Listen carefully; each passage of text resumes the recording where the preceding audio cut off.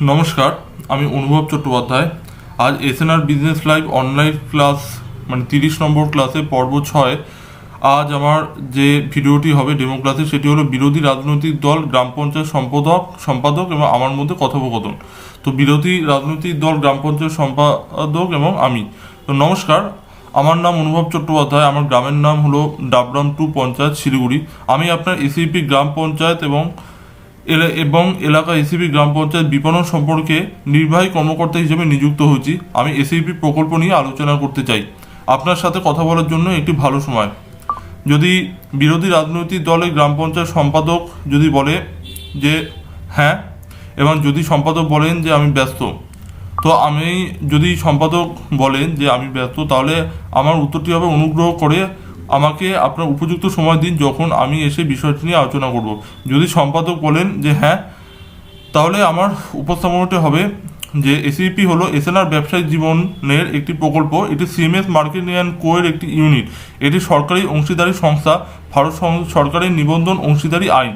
আমাদের ফার্ম কোনো কোম্পানি নয়, এটি একটি অংশীদারি প্রতিষ্ঠান। আমরা ভারতীয় জনগণের জন্য অর্থনৈতিক উন্নয়নে কাজ করি। আমরা 2007 সাল থেকে একটি গবেষণা কার্যক্রম শুরু করেছি কীভাবে ভারতীয় জনগণ তাদের অর্থনৈতিক উন্নয়নে আরও শক্তিশালী হবে এবং আরও আয় উপার্জন করবে।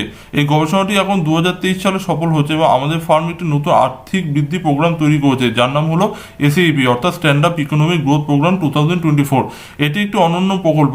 এই প্রকল্পের মাধ্যমে ভারতের প্রত্যেকটি মানুষ তাদের অর্থনৈতিক প্রবৃদ্ধি বাড়াবে এবং রাজ্য এবং কেন্দ্রীয় সরকারের এসিপি প্রকল্প থেকে উপকৃত হবে। এই প্রকল্পের অধীনে আমাদের ফান্ড অনেক সুবিধাভোগী তহবিল তৈরি করেছে। এই তহবিলটি ভারতের সমস্ত জনগণ এবং সরকারের জন্য আর্থিকভাবে বৃদ্ধি পেতে সহায়ক। এই সুবিধাভোগী তহবিলগুলি হলো 1 নম্বর এসিপি সদস্যের সুবিধাভোগী তহবিল। তো প্রত্যেক ভারতীয়দের জন্য এসিপি তহবিলটি প্রত্যেক 14 মাস পর এসিপি সদস্যের জন্য 15 লক্ষ টাকার বেশি উপার্জন দেবে। 2 নম্বরটি হলো এসিপি উপদেষ্টা এজেন্ট সুবিধাভোগী তহবিল। এই তহবিলটি বেকার যুবক যুবতীদের পূরণ করতে সহায়তা করে। একজন এসিপি উপদেষ্টা এজেন্টের কাজের অধীনে প্রতিটি বেকার যুবক যুবতী প্রত্যেক মাসে 45,000 টাকা বেশি আয় করবে। 3 নম্বরটি হলো এসিপি গ্রাম পঞ্চায়েত অফিস সুবিধাভোগী তহবিল। এই তহবিলটি গ্রাম পঞ্চায়েত অফিসের কর্মীদের উপকৃত করবে। তাই তহবিলের অধীনে প্রতিটি গ্রাম পঞ্চায়েতের স্টাফ প্রত্যেক 14 মাসের মধ্যে 10 লক্ষ টাকার বেশি উপার্জন করবে। 4 নম্বরটি হলো এসিপি প্রধান অর্থাৎ উপপ্রধান সুবিধাভোগী তহবিল। এই তহবিলটি প্রতিটি গ্রাম পঞ্চায়েত প্রধান সরপঞ্চের হাতে থাকবে। এই তহবিলটি এর অধীনে প্রত্যেক গ্রাম পঞ্চায়েত প্রধান প্রত্যেক 14 মাসের মধ্যে 10 লক্ষ টাকা বেশি উপার্জন করবে। 5 নম্বরটি হলো এসিপি গ্রাম পঞ্চায়েত সদস্যের সুবিধাভোগী তহবিল। এই তহবিলটি প্রত্যেক গ্রাম পঞ্চায়েত সদস্যকে উপকৃত করবে। এই প্রকল্পের অধীনে প্রতিটি গ্রাম পঞ্চায়েত সদস্য প্রত্যেক 14 মাস পরে 2 লক্ষ টাকার বেশি উপার্জন করবে। 6 নম্বরটি হলো এসিপি পঞ্চায়েত সমিতির সদস্যের সুবিধাভোগী তহবিল। তো এই তহবিলটি প্রত্যেক পঞ্চায়েত সমিতির সদস্যের জন্য সহায়ক হবে। তাই তহবিল অধীনে প্রতিটি পঞ্চায়েত সমিতির সদস্যরা প্রত্যেক 14 মাস পরে 3 লক্ষ টাকার বেশি উপার্জন করবেন। তো 7 নম্বরটি হলো এসিপি জেলা পরিষদ সুবিধাভোগী তহবিল।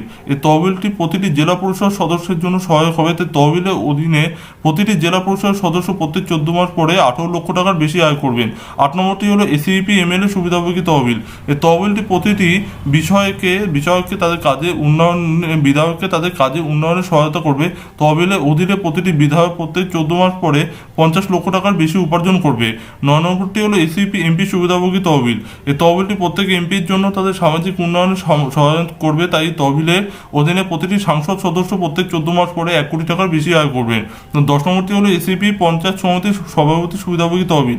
এই তহবিলটি প্রতিটি পঞ্চায়েত সমিতি সভাপতির জন্য সহায়ক। তাই তহবিলের অধীনে প্রতিটি পঞ্চায়েত সমিতির সভাপতি প্রত্যেক 14 মাস পরে তাদের সামাজিক উন্নয়নের জন্য 50 লক্ষ টাকা বেশি উপার্জন করবে।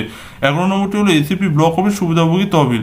এই তহবিলটি প্রতিটি ব্লক অফিসের কর্মীদের জন্য সহায়ক হবে। তাই তহবিলের অধীনে প্রতিটি ব্লক অফিসের কর্মীরা প্রত্যেক 14 মাস পরে 5 লক্ষ টাকার বেশি উপার্জন করবে। 12 নম্বরটি হলো এসিপি জেলা অফিস সুবিধাভোগী তহবিল। এই তহবিলটি প্রতিটি জেলা পর্যায়ের অফিস কর্মীদের জন্য সহায়ক। তাই তহবিলের অধীনে প্রতিটি জেলা অফিসের কর্মীরা প্রত্যেক 14 মাস পরে 7 লক্ষ টাকার বেশি আয় করবে। 13 নম্বরটি হলো ACP state office beneficiary fund.